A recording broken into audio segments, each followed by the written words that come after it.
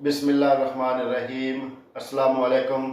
जी तो दोस्तों, मेरी आज की वीडियो का टॉपिक ट्रैवल हिस्ट्री के रिलेटेड है। बहुत से दोस्त पूछते हैं कि कोई ऐसा कंट्री हो जिसका वीज़ा प्रोसेस भी आसान हो, वीज़ा आसानी से लिया भी जा सके और उसकी वर्थ जो हो वो एटलीस्ट शेंजन कंट्रीज़ के बराबर हो। क्योंकि जो लोग यूरोपियन मुल्क जाना चाहते हैं, Schengen countries like Italy, Spain, Germany, France या फिर अमेरिका, कनाडा, ऑस्ट्रेलिया, तो उनके लिए वो सोचते हैं कि कोई ऐसे कंट्री का हम विज़िट करें जिस कंट्री का पासपोर्ट, जिस कंट्री का वीज़ा हमारे पासपोर्ट के ऊपर लगा हो और जिसकी वर्थ हो। देखने में एम्बेसडर को या उस एम्बेसी को ये फील हो कि ये इस कंट्री से वापस अगर आया है तो ये हमारे कंट्री जाएगा तो ये डेफिनेटली ही वापस आएगा। तो बहुत से लोग अपने ट्रैवल हिस्ट्री जो है वो बनाते रहते हैं, क्योंकि हमारे पाकिस्तान, इंडिया, श्रीलंका, बांग्लादेश, नेपाल, इनकी जो पासपोर्ट वैल्यू है ये उस लेवल की नहीं है कि जो वीज़ा ऑफिसर है वो ये सोचे कि अगर हम इसको विजिट वीज़ा इशू कर दें तो क्या गारंटी है कि ये वापस आ जाएगा। बेशक समटाइम हमें वीज़ा मिल जाते हैं, लेकिन उनके माइंड में स्टिल यही सवाल जो है रहता है, डाउटेड वो रहते हैं कि ये वापस आएगा या नहीं आएगा।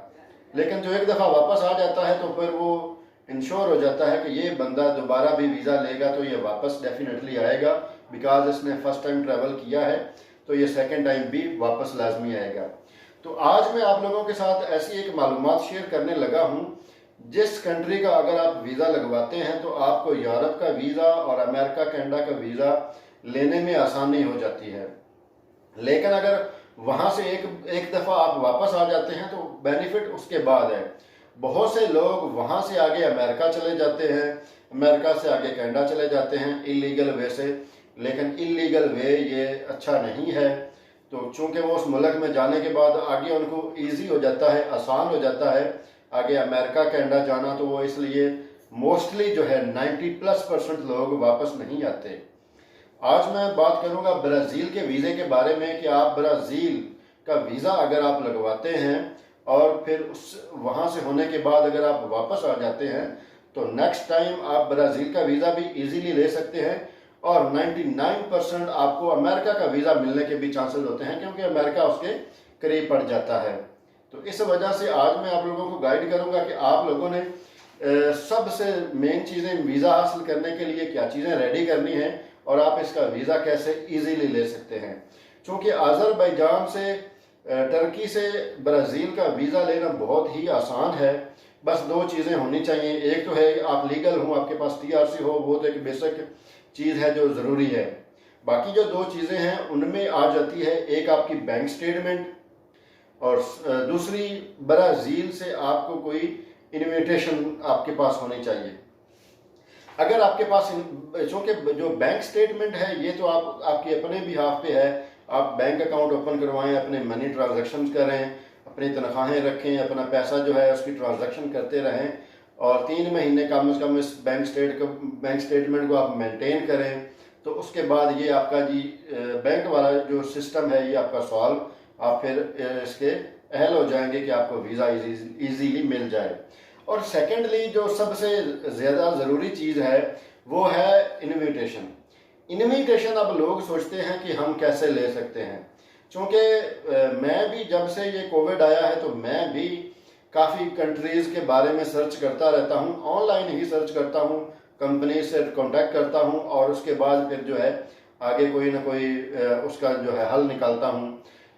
तो आप इसकी इन्विटेशन, अगर आपका कोई जानने वाला है तो वो आपको इशू करवा के दे सकता है। अगर आपका कोई भी जानने वाला नहीं है तो ये बिल्कुल इजी है, आपको कोई मुश्किल नहीं बनेगी।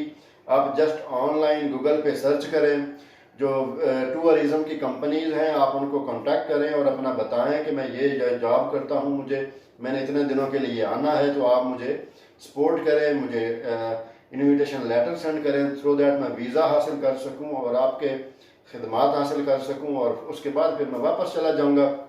तो वो होता क्या है कि वो आपसे इन्विटेशन की फीसें जो है उनके पैसे चार्ज करेंगे और आपको कुछ दिनों के अंदर अंदर आपको इन्विटेशन सेंड कर देंगे। मैंने भी कुछ मेरे दोस्त थे अज़रबैजान में, उन्होंने अप्लाई करना था, तो मुझसे उन्होंने पूछा कि हम कैसे ले सकते हैं। उसके बाद फिर मैंने वर्कआउट किया, ऑनलाइन सर्च किया, काफ़ी कंपनीज मुझे मिली, जिनमें से एक कंपनी मुझे अथेंटिक लगी। उनके साथ मेरी बातचीत चलती रही तकरीबन 15 डेज़। उनको हम आपस में कांटेक्ट में रहे और मैं उनको अपना बताता रहा, उन्होंने अपना बताया।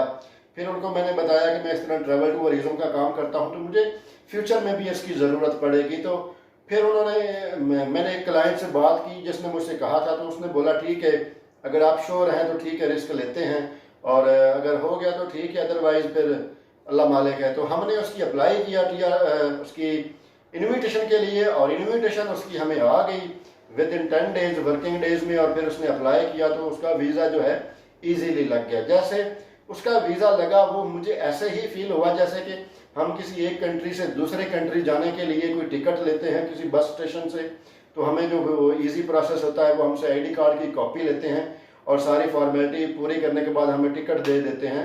हमें ऐसा ही फील हुआ, क्योंकि इन्विटेशन अगर आपके पास हो तो ब्राज़ील का वीज़ा लेना बहुत आसान है, और ये आपके ट्रैवल हिस्ट्री के लिए भी बहुत ज़्यादा अच्छा एक कंट्री है, बहुत स्ट्रॉन्ग वीज़ा है इसका। पाकिस्तान में इसका रेट तकरीबन जो एजेंट हजरात ले रहे हैं, मैंने सुना है 8-10 लाख तक ले रहे हैं। हालांकि ये बहुत ही इजी प्रोसेस है, बंदा खुद भी ले सकता है, बजाय इसके कि इतना पैसा वेस्ट करे। तो आप लोगों को चाहिए कि अगर आप ट्रैवल हिस्ट्री का मजबूत बना रहे हैं तो ब्राज़ील को भी इसमें शामिल करें। ब्राज़ील का वीज़ा अगर आपके पासपोर्ट पे पेस्ट होगा तो आपको इसका बहुत ज़्यादा बेनिफिट होगा। और दूसरी बात यह है कि ब्राज़ील से आगे स्किप होने की कोशिश ना करें, क्योंकि मैं तो कभी इस चीज़ को जो है अच्छा नहीं समझता कि आप इलीगल वे से दूसरे कंट्रीज़ में जाएं, अपनी भी ज़िंदगी को दांव पे लगाएं और अपने कंट्री का नाम भी आप ख़राब करें।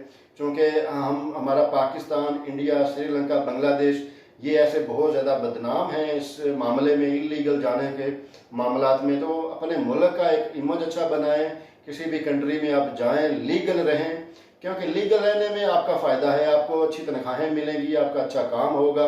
अगर आपके वापस कंट्री के अपने जिस देश में आप रह रहे होते हैं, तो आपको वापस आने में कोई मसला, प्रॉब्लम हो, खुशी गमी का मौका हो, तो आप इजीली वापस आ सकते हैं, अपनी फैमिली के साथ आप मिल बैठ सकते हैं। तो ये सबसे ज़्यादा अच्छा है, बजाय इसके कि आप ये वीज़ा लेने के बाद आप स्किप हो जाएं, अमेरिका चले जाएं। ऐसा ना करें, ऐसा अच्छा नहीं है, क्योंकि जो है लीगल ही रहना आपके फ़ायदे में है, और आपको माइंड सेटिस्फेक्शन भी इसी में है कि मैं काम ओपनली कर रहा हूँ, कोई इशू नहीं है, जब चाहूँ मैं अपने कंट्री वापस जा सकता हूँ। तो कोशिश ये करें कि ब्राज़ील का वीज़ा लेने के बाद, ट्रैवल हिस्ट्री बनाने के बाद आप वापस आएँ, और फिर उसके बाद आप अप्लाई करें, फिर आपको वीज़ा मिल जाएगा, और उसकी जो ड्यूरेशन होगी वो आपको ज़्यादा भी मिल सकती है। तो अमेरिका का वीज़ा भी इसी बिहाफ पे आपको मिल सकता है, लेकिन उसके लिए आपने प्लान करना है कि पहले एक वीज़ा लगवाने के बाद आप वापस आएँ। तो उसके बाद फिर मैं आपको बताऊंगा नेक्स्ट वीडियो में कि ब्राज़ील का वीज़ा लेने के बाद अगर आप कैसा प्लान दें वापस आने के बाद, तो आपको जो अमेरिका का वीज़ा है वो 90+% मिलने के चांस होते हैं। तो इंशाल्लाह नेक्स्ट वीडियो में आप लोगों के साथ इस तरह डिटेल से ये भी गाइड करूंगा। ठीक है दोस्तों, इंशाल्लाह नेक्स्ट वीडियो तक